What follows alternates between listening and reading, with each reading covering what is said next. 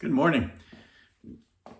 We took a little pause yesterday to look at the election and some thoughts on that.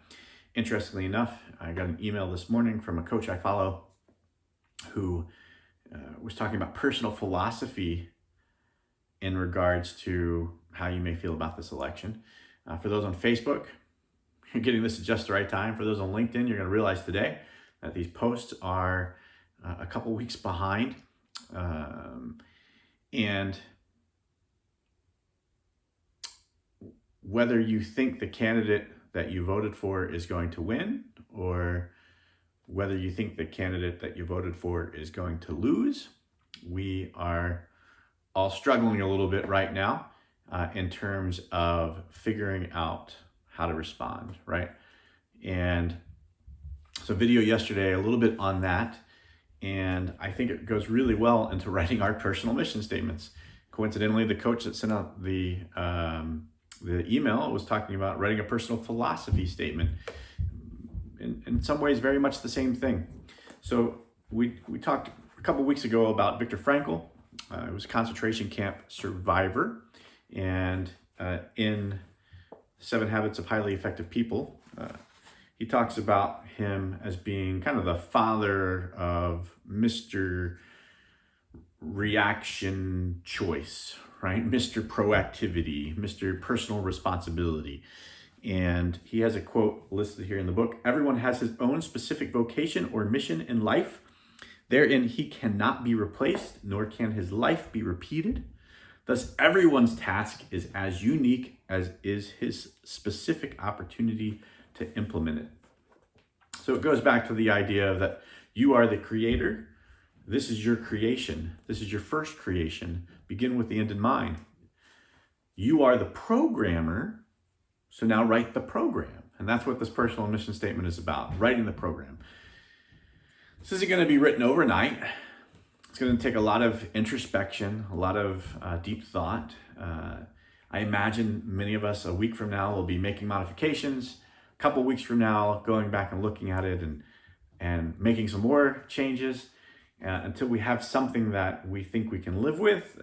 And then, even then, maybe making modifications years from now as some of our goals are achieved, or as our lives change, or as our awakening and our introspection causes us to change.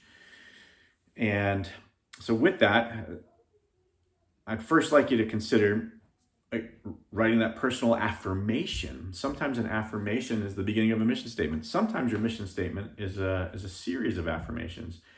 So I took some advice and on affirmations and put it on the board here today. So when writing an affirmation, you want the affirmation to be personal. You want it to be a positive affirmation, right? What you focus on expands. If you focus on something negative, it's going to bring negativity into your life. If you focus on positivity, it'll bring positivity into your life. So focus on positive affirmations, a positive mission statement. That's almost a duh moment.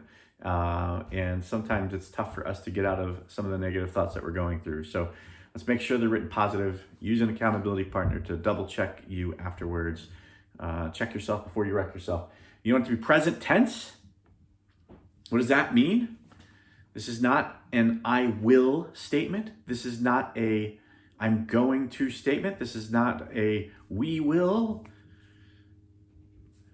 It's not a someday. It's a today. Get into that a little bit more in just a second.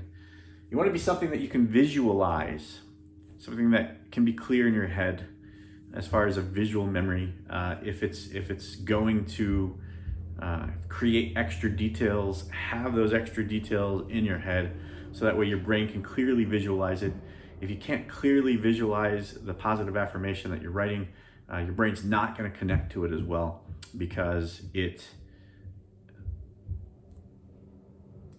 can't figure out the words that you're saying. I know it sounds crazy, but I go over this in coaching with goal writing. I had my coach go over this with me earlier this year. I had a goal to pay off 2 credit cards this year, 2 of our credit cards. I only have like 3, but that's not the point. So to pay off 2 credit cards this year. And in that goal, I wrote it down for my yearly goal, and the coach looked at it and said, "What's the dollar amount?"